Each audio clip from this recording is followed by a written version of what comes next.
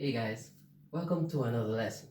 So today we're looking at heat capacity, right? So the first thing we're going to do is to distinguish between heat capacity and specific heat capacity, right? So first, heat capacity is the amount of energy required to actually change or raise the temperature of a substance by 1 Kelvin, all right? So the important part is that it's for any substance, right? So the heat capacity of a metal is the any amount of the metal. So it can be 0.5 kilograms or it can be 1,000 kilograms, right? So it's the amount of heat required to change that amount of substance that you have by 1 Kelvin, right? And remember, Kelvin is our thermodynamic SI unit of temperature.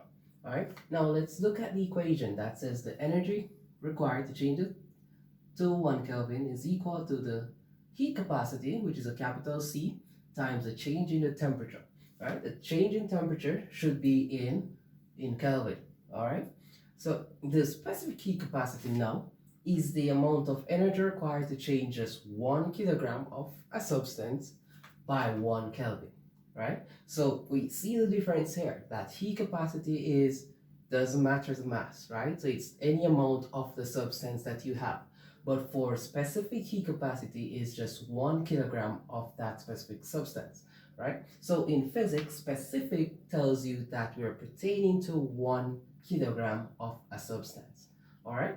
And in this case, specific heat capacity is a common C, so the E energy, the heat energy is required, is equal to the mass, the amount that you have, times the specific heat capacity, times the change in temperature. And again, change in temperature is measured in Kelvin.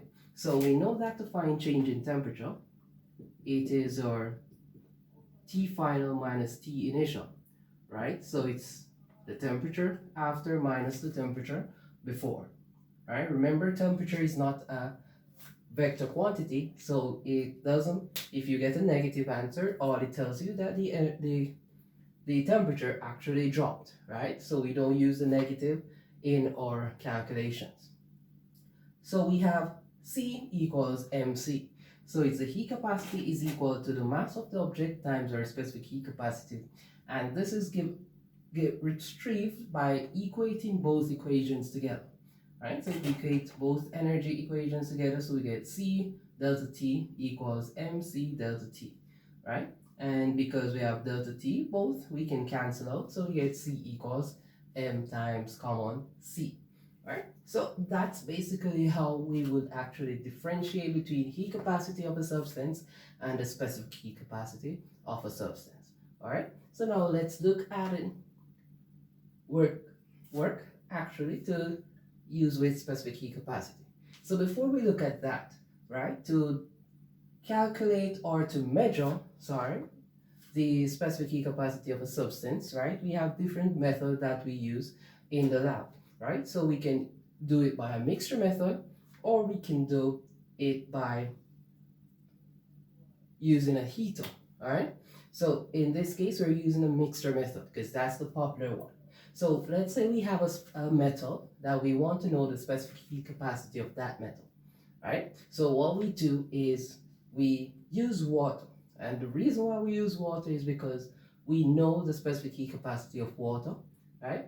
Once it's pure water, the specific heat capacity of pure water, C of water, is equal to 4,200 gram per kilogram per Kelvin, right? So that's a constant that is popularly used, all right? And water is a popular substance. So we heat the metal inside a beaker with water to a specific temperature, right? So that's our initial temperature, right? So we heat it to a temperature that gives it enough energy, right? And we quickly transfer the metal over to an insulated container with a specific amount of water. This water is at room temperature, right? So when we put the metal inside the water, we're going to expect that the metal will lose energy or lose heat, right, to the water to cause the water temperature to rise, all right? So now we see that there's a change in the temperature from room temperature to a higher temperature, all right? And there will be a decrease in the temperature of the metal because it's coming out of a hot environment, right? So it's been hot and then now it's getting cooler when it goes into the room temperature water. So we have the change in temperature there, and we know C of water, so we can actually find the C of the metal itself. So let's use this and work the C of this specific metal. Right? So for the metal, it has a mass of 0.15 kilograms, and water was heated at 98 degrees Celsius. So if the water is heated here at 98 degrees Celsius, that means the metal also has a temperature of 98 degrees Celsius. Then it transfers to the water in the insulating cup of a temperature 29 degrees Celsius. So the water in the cup before the metal is placed is 29 degrees Celsius. The water raised to 32 degrees Celsius, right? So after the metal is placed, we mix it, right? And then the highest temperature attained by that water in the cup is 32 degrees. So we need to calculate the C of the metal.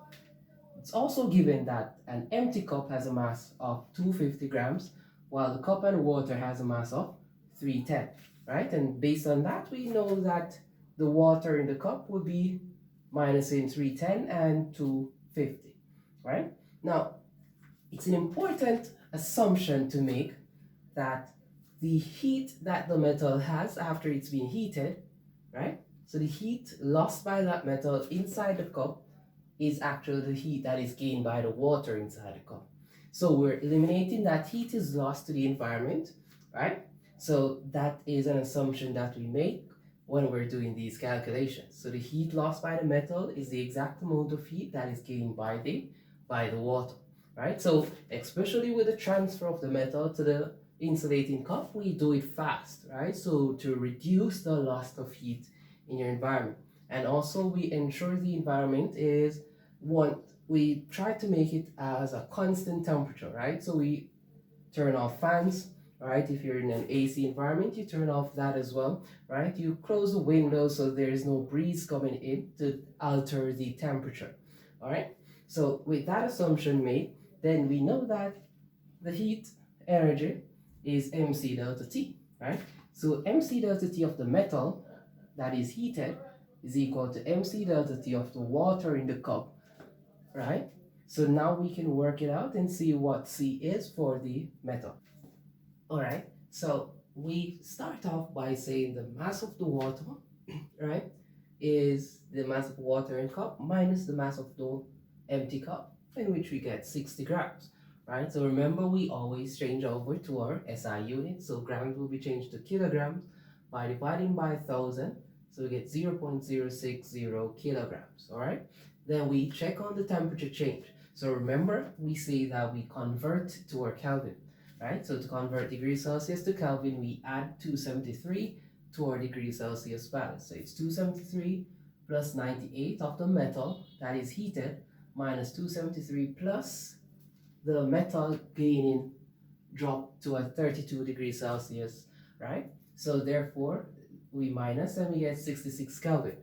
Even though we know that if we minus 98 minus 32, we still get 66, it is required for you to actually show that you converted to Kelvin, then you minus, right? So the metal high temperature here, 98, when it goes into the room temperature water, and the maximum temperature it attains is 32, right? And then we go to the water temperature. So it's 273, the water went to 32 degrees. 273, water was initially at 29 degrees. All right, so we had a 3 Kelvin temperature change. So now we can substitute our values. So it's the mass of the metal, which is 0.15 kilograms, times C of the metal, which is unknown, times the temperature change, 66, equals the mass of water, 0.060, times C of water, which is 4,200, times the temperature change of water, which is 3. Right? When we multiply these three numbers, we get 756.